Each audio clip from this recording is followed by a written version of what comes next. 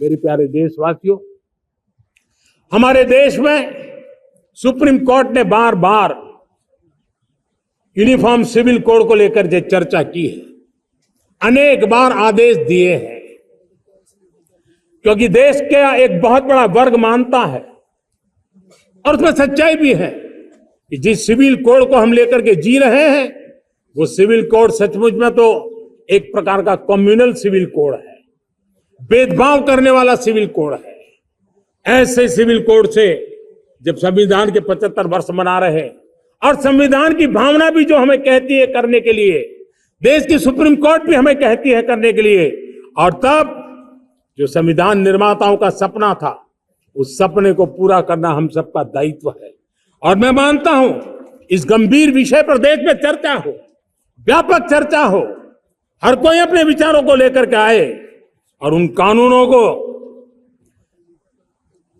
जो कानून धर्म के आधार पर देश को बांटते, जो ऊंच नीच का कारण बन जाते हैं, ऐसे कानूनों को आधुनिक समाज में कोई स्थान नहीं हो सकता है।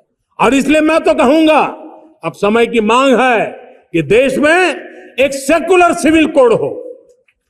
हमने कम्युनल सिविल कोड में 75 साल बिताए हैं, अब हमें सेक्युलर सिविल कोड की तरफ जाना होगा, और तब जाकर के देश में धर्म के आधार पर जो भेदभाव हो रहे हैं, सामान्य नागरिक को जो दूरी महसूस होती है, उससे हमें मुक्ति मिलेगी।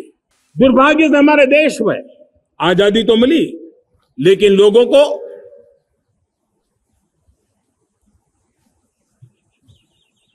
एक प्रकार से माई बाप कल्चर से गुजरना पड़ा। सरकार के पास मांगते रहो, सरकार के पास हाथ फैलाते रहो, किसी की सिफारिश के लिए रास्ते खोजते रहो, वही कल्चर डेवलप हुआ था। आज हमने गवर्नेंस के इस मॉडल को बदला है। आज सरकार सब खुद लाभार्थी हितार्थी के पास जाती है। आज सरकार खुद उसके घर गैस का चूल्हा पहुंचाती है। आज सरकार खुद उसके घर पानी पहुंचाती है। आज सरकार खुद उसके घर बिजली पहुंचाती है। आज सरकार खुद उसको आर्थिक मदद दे करके विकास के नए आयामों को चर करने के लिए प्रेरित करती है, प्रोत्साहित करती है। आज सरकार खुद नौजवान के स्किल डेवलपमेंट के लिए अनेक कदम उठा रही है। साथियों, बड़े रिफॉर्म्स के लिए हमारी सरकार बहुत ही प्रतिबद्ध है और हम इसी के द्वारा देश में प्रगति की राह को चुनना चाहते हैं।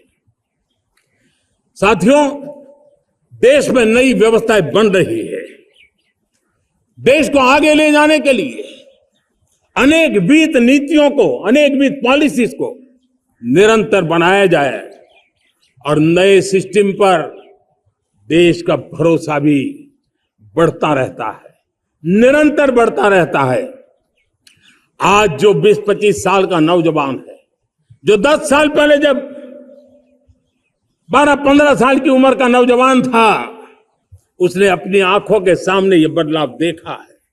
10 साल के भीतर भीतर उसके सपनों को आकार मिला है, धार मिली है और उसके आत्मविश्वास में एक नई चेतना जगी है और वही देश का एक नया सामर्थ्य के रूप में उभरना है।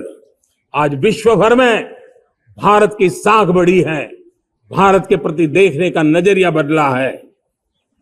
आज विश्व में युवाओं के लिए संभावनाओं के द्वार खुले हैं, रोजगार के अनगिनत नए अवसर जो शायद आजादी के इतने सालों के बाद भी नहीं आए थे, वो आज उनके दरवाजे पर दस्तक दे रहे हैं।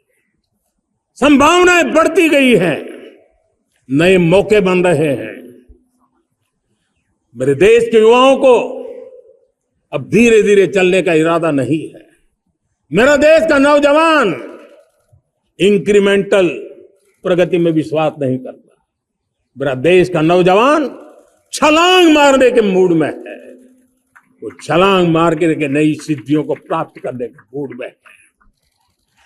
मैं कहना चाहूंगा, भारत के लिए गोल्डन एरा है।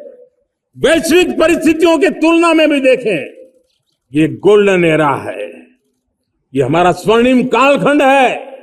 मेरे प्यारे देशवासियों, ये अवसर हमें जाने नहीं देना है, ये मौका हमें जाने नहीं देना चाहिए और इसी मौके को पकड़ करके अपने सपने और संकल्पों को लेकर के चल पड़ेंगे तो हम देश की स्वर्णिम भारत की जो अपेक्षा और हमें विकसित भारत का 2047 का लक्ष्य हम पूरा करके रहेंगे। बीते वर्षों में वुमेन लेड डेवलपमेंट मॉडल पर हमने काम किया है। इनोवेशन हो, एम्प्लॉयमेंट हो, एंटरप्रेन्योरशिप हो, हर सेक्टर में महिलाओं के कदम बढ़ते जा रहे हैं। महिलाएं सिर्फ भागीदारी बढ़ा रही है ऐसा नहीं, महिलाएं नेतृत्व दे रही है। आज अनेक क्षेत्रों में, आज हमारे रक्षा क्षेत्र में देखिए, हमारा एयरफोर्स हो, हमारी आर्मी हो, हमारी नेवी हो, हमारा स्पेस सेक्टर हो, आज हमारी महिलाओं का हम दमखम देख रहे हैं देश के लिए।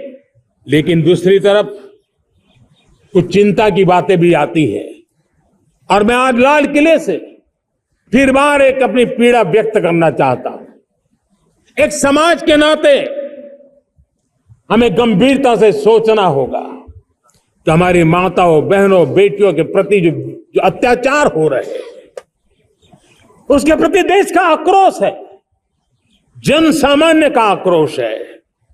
इस आक्रोश को मैं महसूस कर रहा हूं।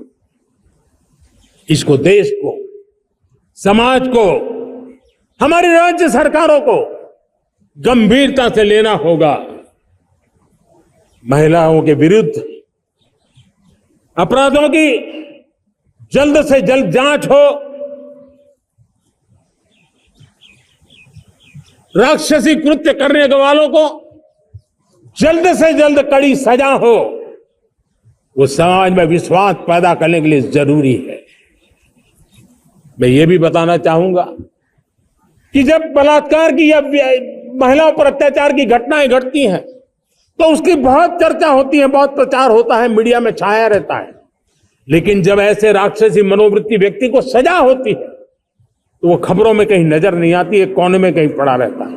अब समय की मांग है कि जिनको सजा होती है उसकी व्यापक चर्चा हो, ताकि ऐसा पाप करने वालों को भी डर पैदा हो कि ये पाप करने की हालत ये होती है कि फांसी पर लटकना पड़ता है। और मुझे लगता है कि ये डर पैदा करना बहुत जरूरी है। साथियों, समाज के आखिरी तबके के जो लोग हैं, ये हमारा सामाजिक दायित्व है। अगर कोई पीछे रह जाते हैं तो हमारी आगे बढ़ने की गति कम कर देता है। और इसलिए हम आगे बढ़ना चाहते हैं तो भी सफलता तब मिलती है पीछे वाले को भी साथ साथ आगे ले आए। और इसलिए हम सबका दायित्व बनता है कि हमारे समाज में आज भी जो क्षेत्र पीछे रह गए, जो समाज पीछे रह गए, जो लोग पीछे रह गए हो, हमारे छोटे छोटे किसान हो, हमारे जंगलों में रहने वाले मेरे आदिवासी भाई बहन हो, हमारी माताएं बहनें हो, हमारे मजदूर हो, हमारे श्रमिक साथी हो, हमारे कामगार लोग हो, इन सबको हमें बराबरी में लाने के लिए, हमारे बराबर लाने के लिए भरपूर प्रयास करना है। लेकिन अब गति पकड़ गई है, अब लंबे दिन तक हमें वो करना नहीं पड़ेगा। बहुत जल्द वो हमारे पास पहुंच जाएंगे, हमारी बराबरी में आ जाएंगे, हमारी ताकत बहुत बढ़ जाएगी। और बड़ी संवेदना के साथ हमें इस काम को करना है। और इसके लिए एक बहुत बड़ा अवसर आ रहा है। मैं मानता हूं संवेदनशीलता की दृष्टि से इससे बड़ा अवसर क्या हो सकता है। हमें पता है 1857 के स्वतंत्र संग्राम के पहले भी अंग्रेजों के नाक को दम करने वाला हमारा देश का एक आदिवासी युवक था।